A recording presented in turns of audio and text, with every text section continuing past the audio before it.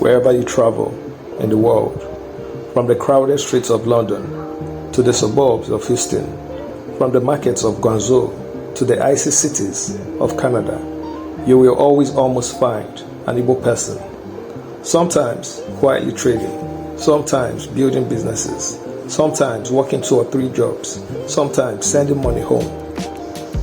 The Igbos are among the most widely dispersed ethnic groups in Africa. Yet, paradoxically, they remain one of the most tightly connected to their homeland.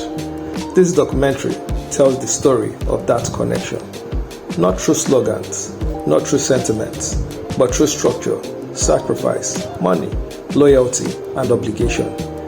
This is the story of how a people who left home ended up becoming the backbone of home. This is the story of the Igbo Diaspora and how Igboland survives, grows, and rebuilds itself through those who live far away.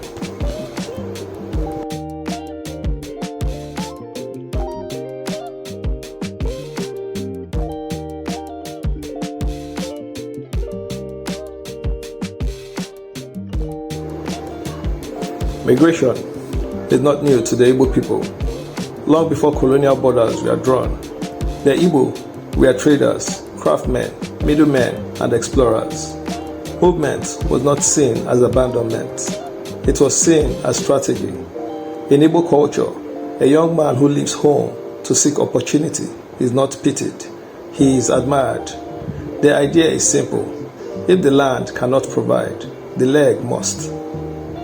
This philosophy made the Igbo unusually adaptable to displacement.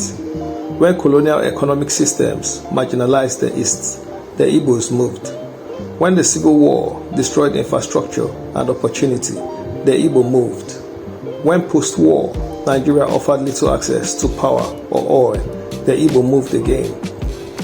But unlike many migrations, the Igbo did not leave with the intention of forgetting home.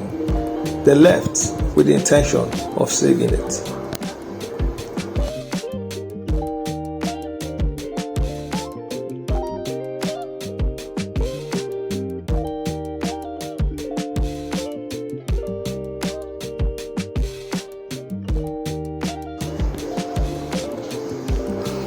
After the Nigerian Civil War, Igbo land lay in ruins. Cities were destroyed. Savings were wiped out. Lives were lost. Many returned to nothing.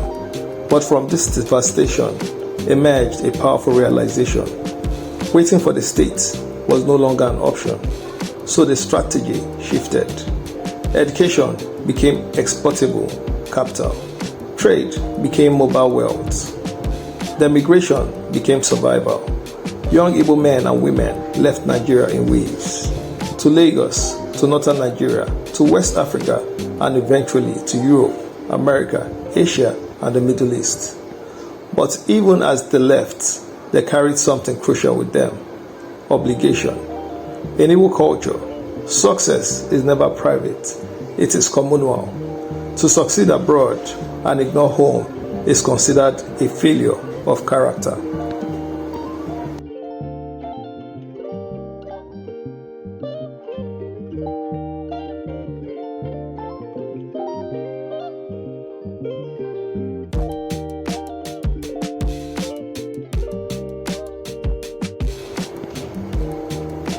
Every year, billions of naira flow quietly into the southeast of Nigeria, not through government budgets, not through oil revenue, not through federal allocations, but through remittances. Money sent home by sons, daughters, brothers, sisters, uncles, and aunties living abroad. This money pays school fees, it builds houses, it funds businesses, it pays hospital bills, it feeds extended families. In many Igbo villages, diaspora money is the real economy. Government presence is minimal. Infrastructure is weak. Yet, life continues. Why? Because somewhere in London, Houston, Toronto, or Johannesburg, an Igbo man or woman is sending money home every month.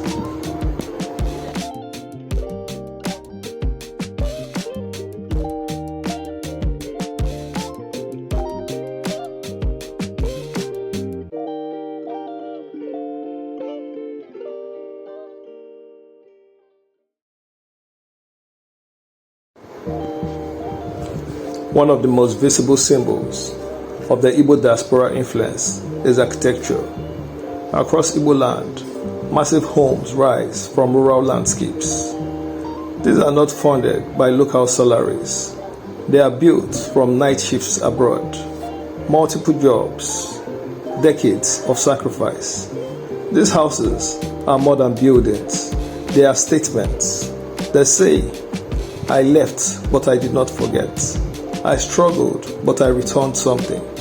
I succeeded, and my village must see it. But beyond houses, diaspora funding builds roads, boreholes, electricity projects, schools, churches, and hospitals. Entire communities are sustained by town unions abroad.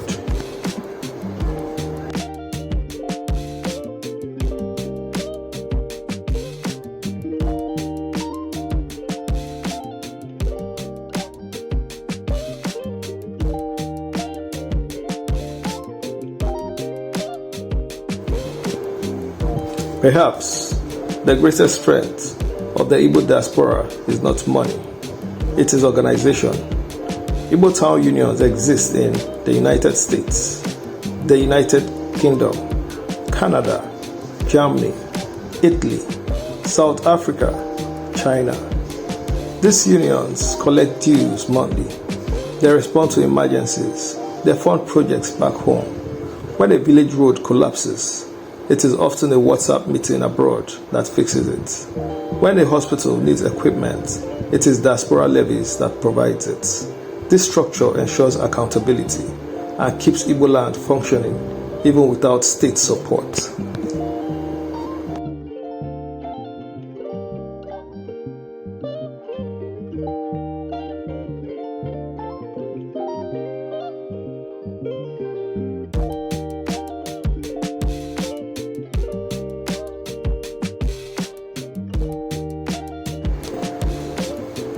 The Igbo diaspora does not only send money, it sends skills.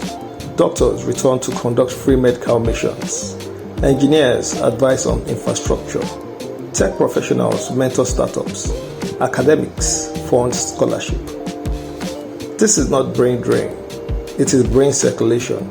Knowledge gained from abroad flows back home, slowly, quietly, and effectively.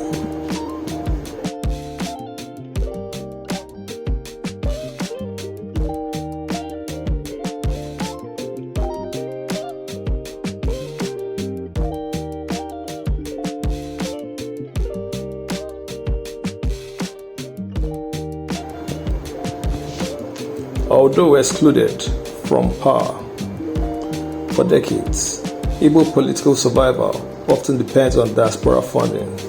Campaigns are financed quietly. Legal battles are supported. Media narratives are challenged abroad. The diaspora acts as a shield, soft power protecting the region, often marginalized at home.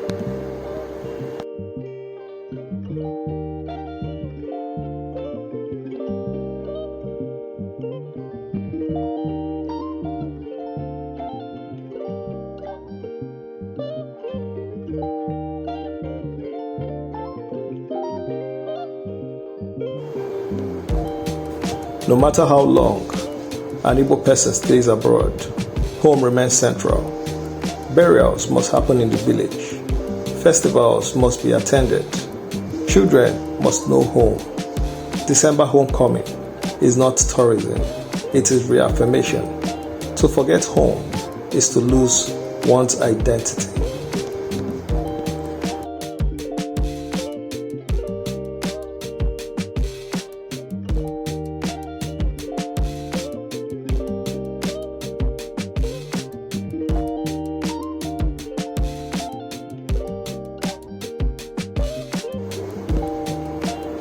But this power comes at a cost. Pressure, expectations, emotional exhaustion. Many in the diaspora live under constant demand. Send money, build something, or help someone. Success abroad is often exaggerated. Struggles are hidden.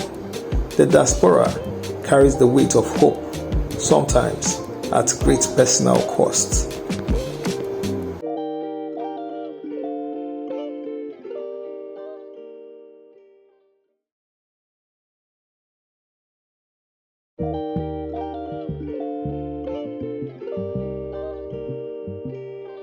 The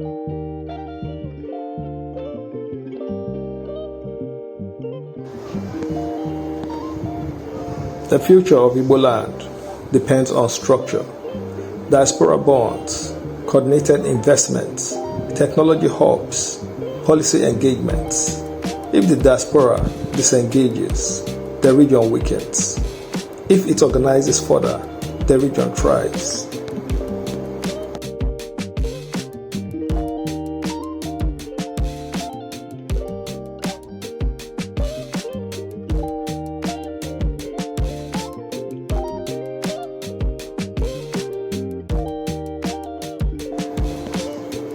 Igbo land is not held together by government. It is held together by memory, obligation, and sacrifice. It is sustained by a people who left but never truly departed. The Igbo Diaspora is not a footnote to Igbo history.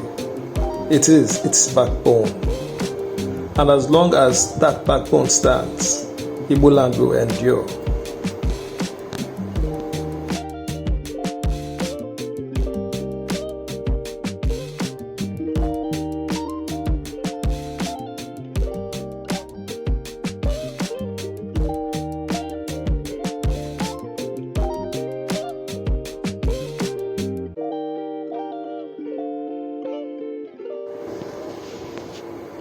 Igbo land survives not because it is favored, but because it is remembered. Remembered by those who wake up before dawn in foreign lands. Remembered by those who work night shifts, double shifts, silent shifts. Remembered by those who carry the weight of home across oceans and borders. The Igbo diaspora is not perfect. It is stretched, it is pressured, and sometimes it is misunderstood. But without it, many villages would be silent, many schools would close, many families would fall into poverty. Distance did not weaken the Igbo people, it strengthened them. Because wherever an Igbo person stands in the world, home stands with them. This documentary is not just a story of migration. It is a record of sacrifice, a lesson in community, and a reminder that nation building does not always happen from power. Sometimes it happens from abroad.